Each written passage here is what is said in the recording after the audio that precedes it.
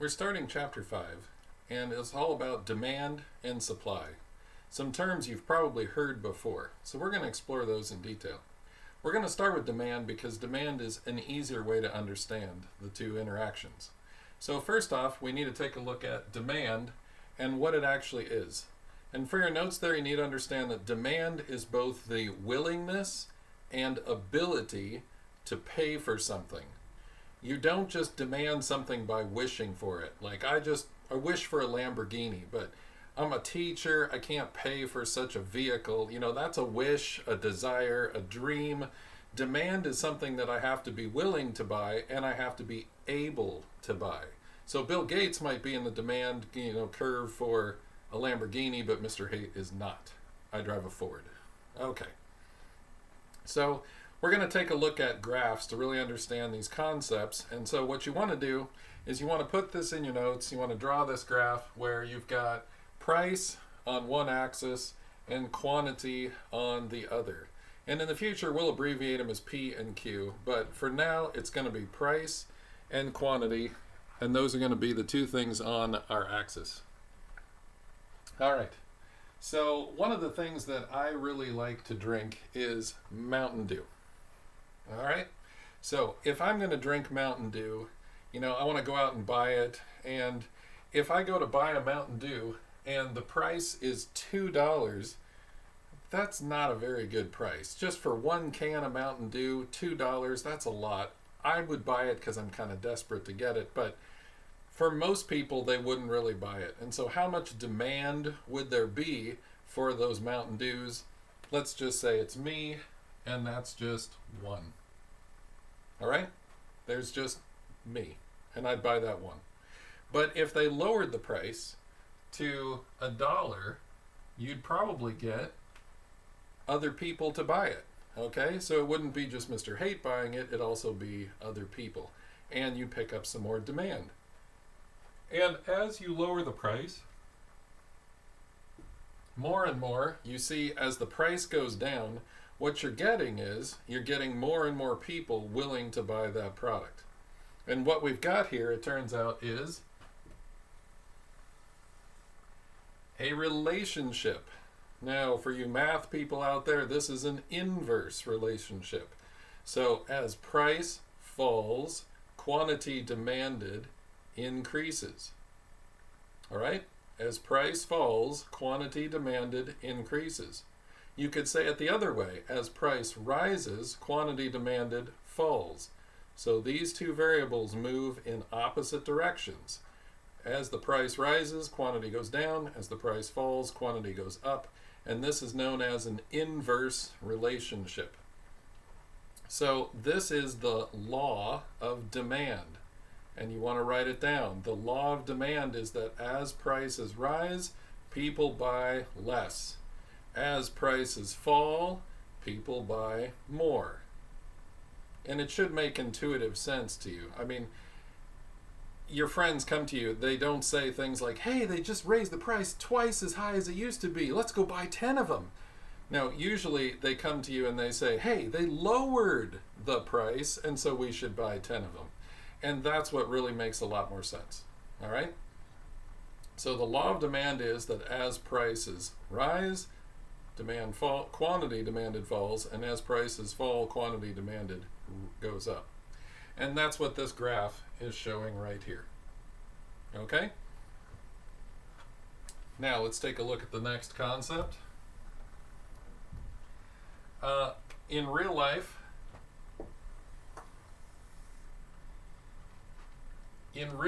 demand is actually a curve. Okay?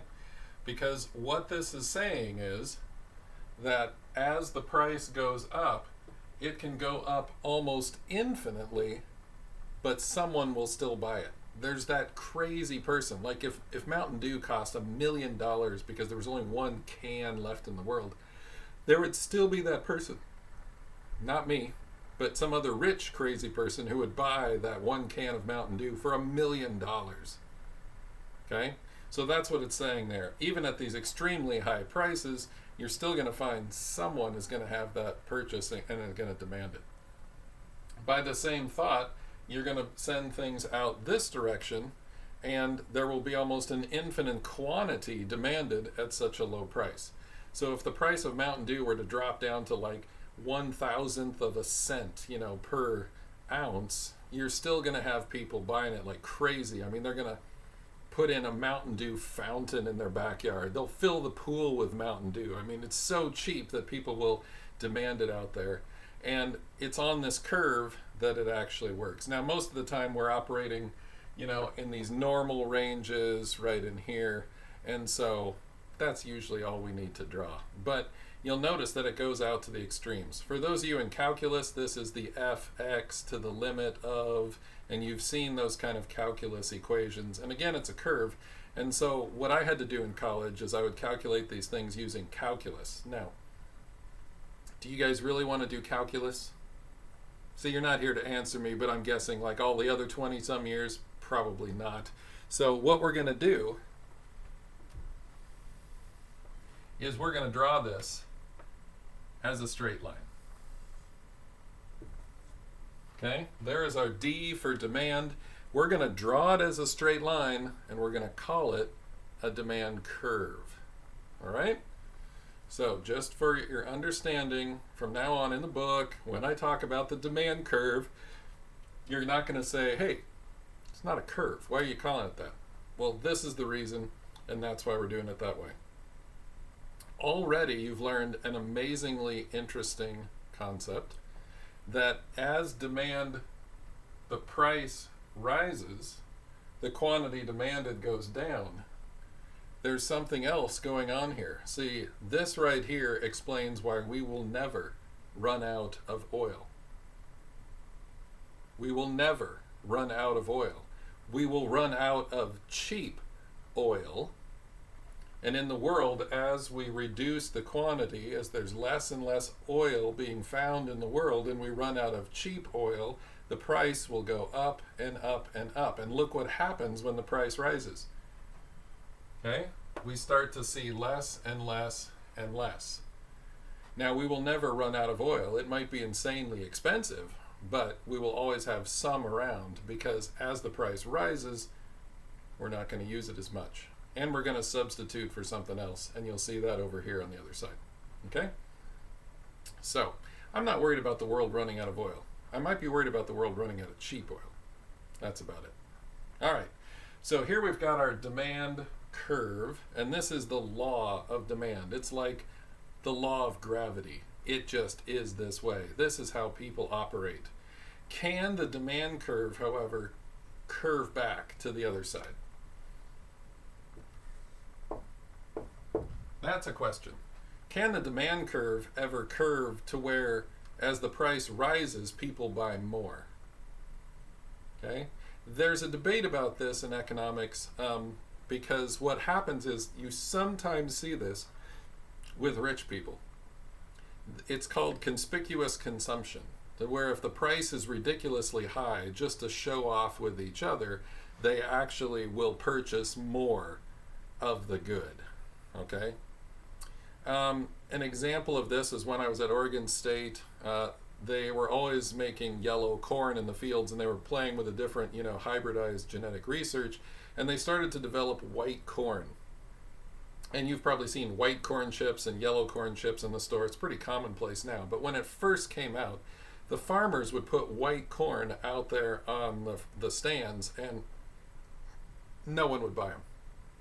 Because no one had ever seen or heard of white corn before. They'd point at it and they'd say, wow, what's with the corn? Is it diseased? Did you run it past some radioactivity or something? I mean, what happened to the corn? Corn is supposed to be yellow. And so the farmers came to Oregon State and they said, hey, look, we can't sell our corn because no one will buy this funny looking white stuff. And so he said, well, let's lower the price because, the law of demand, if you lower the price, then people will buy more. And it turned out that no one would touch it because they thought, oh, there you go. See, the price is low. That's telling us it's terrible. We're not going to do it. So we said, why don't you raise the price? Make it like 3 times the cost of regular corn. And the farmers were like, are you crazy? We took economics. We understand. It's not going to, raising the price, that's going to be terrible. And we said, well, what do you got to lose? So they did. And they started to see some sales, and they started to see more and more and more. until pretty soon their most demanded thing was white corn, and they kept raising the price and they kept getting more people buy it. And so we surveyed the farmers. We said, who's buying the white corn at your farmers' stands? And they said, usually rich people from the local country clubs. Okay? Because they were having dinner parties and they would go out and get unique things that were hard to purchase, high price. They just assumed those were the things that were high quality. The white corn was exactly nutritionally identical to the yellow corn. It just looked white. That's it. Okay? But they would go to their dinner parties and be all snooty, like, oh, I got white corn. See, I'm different than those commoners. They all buy yellow corn, you know. And so the perception in people's minds was that they were buying something that was of a higher quality, even though it wasn't. So there's debate in economic circles, does this actually go on or not? There's a fascinating show on Oregon Public Broadcasting called The Merchants of Cool. So are these people buying coolness? Are they buying, you know, popularity and jealousy or something unique just to bother other people? Or are they actually buying the yellow corn for the sake of buying the yellow corn? You know, so there's some debate about that. Most economists think the turn in the curve that way is because they're really buying a different product. They're buying, you know, some kind of cool factor, some kind of acceptance in society. Just like with jeans. Most of you buy jeans. Jeans are incredibly cheap. They are all made of the same material. It's called denim. And for some reason, some of you are willing to pay $200 or $300 for jeans. And you might say, well, I don't do that, but I bet you know of someone. And I bet you know of which brands are actually those really, really high priced things. And they make sure they put their brand on them so everyone can see, so you can show off, I bought $300 jeans and you don't have them. You know, and really, the honest truth is you could go to Bi-Mart and get them for like $10. It's the same material. But that brand on there is what you're really buying. You're not actually buying the jeans, okay? So that's where, you know, some economists say this is backward bending. Other economists say, no, it's a whole different market because you're buying coolness, you're not buying jeans per se. All right. So that's the one exception to the law of the demand that might possibly be out there. But for the most part, this is what happens. Okay? If you get into advanced economics, we can play with this a little more and do the math behind it. But this is an intro class, so we're going to stop there. So this is the demand curve, and we're going to take a look at that. All right? This is the demand curve, and what this is showing is movement along the line. And movement along the line represents a change in price. Movement along the line represents a change in price. This variable price moves up or down, then it moves this one back and forth down here. Remember, we got our inverse relationship. So as our price goes up, quantity goes down, and it's on the line. This is a change in price. It goes like this. Now the problem is there are not just two variables in the world. There are actually other variables. The problem is, how do you represent other variables on a two-dimensional graph? See, we love these graphs because they're very simplistic. They give us an approximation of the real world so that we can understand what's going on. We want to represent them in ways that's understandable to our brains. So how do you represent a multivariable equation without a supercomputer? You use two-dimensional graphs. So what we got here is this right here. This is called a shift in demand. For your notes there, this is called a shift in demand. This is a different variable than price, and that means the whole line moves because it is independent of price. People will buy more or less regardless of price. They don't even care about the price. It's some other variable that's increasing or decreasing the demand. In fact, it will do so at each and every price. So let me give you an example. This is an increase in the quantity demanded at each and every price.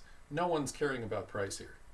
When I was growing up, there was this guy named Michael Jordan. He could do everything on the basketball court. He'd fly through the air and dunk the ball, and he'd be hanging out there forever, it seemed like. And everyone was like, I want to be like Mike. And there was even commercials that would say that, I want to be like Mike. And so what would happen is they made a shoe brand with his logo on it, and kids loved it. I mean, they would start going for $100. And this is back when shoes, good shoes were like $30 because this was a long time ago. And the shoes went for $100. And then they went for $200 and $300 and $400. I mean, there were kids shooting each other on the street just because they wanted to grab the other kid's shoes. They would kill for them. Clearly, price was not part of the equation. There was something else going on. And so people just wanted more at each and every price. And so what happened to the demand curve for Air Jordans was they went from here to here. They increased at each and every price. It didn't matter what the price was. People just wanted more. That's a demand curve right there. So we're going to call this D1. See, this was the original D, and this is going to be the next one after that D1. Or you can do 1 and 2. It doesn't matter. All right. Now, can the curve shift backwards like this? There's another demand curve. And yes, it can. And I'll give you an example of that. When I was in college, I went to a Jack in the Box to get a hamburger because they had some like 50 cents, 2 for 50 cents deal. It was back when it was cheap. And when I got my hamburgers, I was eating them as I was driving, and they were totally charred. They were just burnt. It was terrible. And I didn't really understand what that was about. And then on the news a few days later, I heard that Jack in the Box had tainted hamburger meat with E. coli, and they didn't want to return it, so they told their managers just cook it really good. So I guess I should be grateful that they overcooked my hamburger because it killed all the E. coli, but it didn't work in every case. And I think there was like 100 people that died from it, a couple kids and stuff. I mean, it was really, really bad. And I thought, Jack in the Box is done for. It's a miracle they came back in business, but that's another story for another time. What you need to understand here is that if you know that a company is serving E. coli hamburgers, does it matter what the price is? Like, hey, do you want an infected hamburger meat patty? And you're like, no.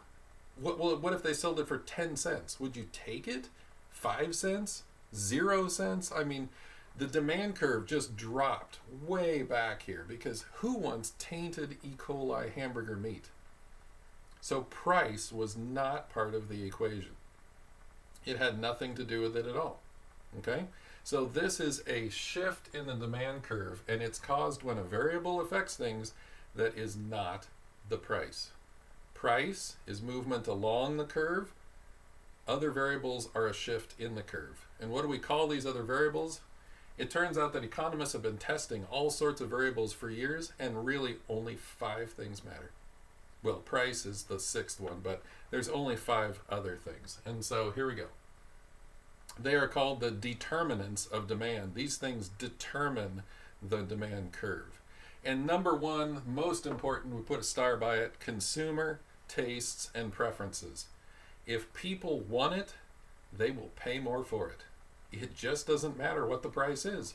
So Air Jordans, they're just going to pay more. Or the consumer tastes and preferences change to the downside, tainted hamburger meat, they just don't want it. All right? So there's always some hot item that comes out every few years, whether it's Magic Cards or Furbies or Pogs or Tamagotchis or whatever your, Pikachu playing cards and what else? Fidget spinners. I mean, every few years there's like a new thing. And some of these things you're like going, what? What is he talking about? And then eventually I'm going to hit the one that will like, oh, I remember that when I was a kid. Everyone wanted one of those, that kind of thing. So that's the kind of hot ticket items that will rock it up and come back down. But that's an increase in demand because of consumer tastes and preferences. They just prefer it. Okay? Sometimes rationally and sometimes irrationally. The second one is the income effect. This should come as no shock to anyone. If you make more money, you buy more stuff. Wow. Real scientific, amazing study there, okay? So, more money means you buy more. Less money, you buy less. That's it. Market size. It turns out that people buy more in bigger markets. If you're living in the middle of Sherman County and you've got one little store to go to and they barely stock anything, demand is pretty low because what's there to buy? But you come to the Dalles and it increases, and you go to Portland and it goes way up. In fact, you've probably driven to Portland just to go shopping. Most people do. Now, in this COVID world of 2020, okay, we're not going anywhere. Amazon has been the big thing. And so, the market size really for Amazon has become the world. So that's a pretty amazing thing. And it's created a lot of jobs and caused a lot of prosperity around the country. So market size has gotten bigger with Amazon, which is quite interesting. Number 4 there, related goods. This one's tough, okay?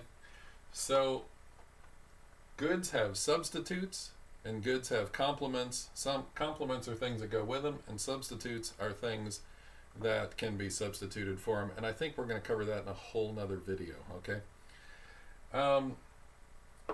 Consumer expectations. This one didn't used to come into play as much, but recently has been big. What does the future hold? Okay, this is a long-term view. Consumer tastes and preferences, that's a short-term view. Consumer expectations, that's a long-term view. What do you think is going to happen long-term? America is going to be an ascending country or a descending country. If it's ascending, you might go into debt. You might buy a house, take out a mortgage because, hey, you got a job and it's good. It's going to keep going. You can take that chance because the odds of you not having an income are pretty low, and so go for it. Whereas if you think things are bad on the horizon, the next 3 to 5, 10 years, if you think there's going to be rioting, problems, bankruptcies, states collapsing, you're not going to take out any loans. You're not going to buy a new car. You're not going to, go on a big vacation. You're going to hunker down. You're going to save your money. You're going to withdraw all that savings from the market. And in that case, the demand curve is going to go down. So what is the psychological sentiment of the country can make a big difference in how they spend their money. The Japanese are just incredible savers. They just will not spend their money until they're completely safe to do so. It's part of their culture, and so they hunker down at any little bit of bad news. They really don't want to spend. Whereas Americans, we just throw money everywhere, and we're in tons of debt and teetering on the edge of bankruptcy, and we're like, well, we can get another vacation out of this on credit card before it's maxed out, So very different cultural values and norms will have different expectations as well. Okay? A lot of presidents have really understood this, and they've become like cheerleaders. So Franklin Roosevelt is the one who started this first. He basically said, there's nothing to fear but fear itself. But he said that in 1936, I think. We weren't in World War II yet. It was years away. So what is he talking about? He's talking about everyone's fear to go out and spend their money. Everyone's fear to put their money in the bank. They were literally taking money and burying it in coffee cans in their backyard during the Great Depression. So he said that we have nothing to fear but fear itself, and he kept trying to talk up the American people. He's basically like a monetary cheerleader, just trying to get the psychology to change to the upside. And ever since that, presidents have done that sort of thing. George Bush Jr., we had 9/11. And during 9/11, some terrorists rammed, planes into buildings, and everyone was fearful, and they were scared. The stock market was tumbling, and George Bush Jr. came out and said, "You want to fight terrorism? Go out to dinner tonight. You want to fight terrorism? Go to the movies. Go to a baseball game. Spend some money." And everyone was left sort of like, what? That doesn't fight terrorism. It's what he was doing, though, is he understood this right here. He was trying to convince Americans, don't hunker down, just keep spending that money and living that, big lifestyle, and that's going to keep the economy moving along. At least while I'm president, we won't have another, depression. So he was trying to head that off. Donald Trump does the same thing, he's big into talking things up. Even when it might not be as big as he's thinking, he always says, it was amazing, it was great, he's his best cheerleader. And he does that for the country, make America great again. Let's do this. And so That's what's happening with consumer expectations, is that they understand this basics of economics, and that's why they do what they do. All right? So in the next video, we're going to cover related goods because it's got its own whole set of situations.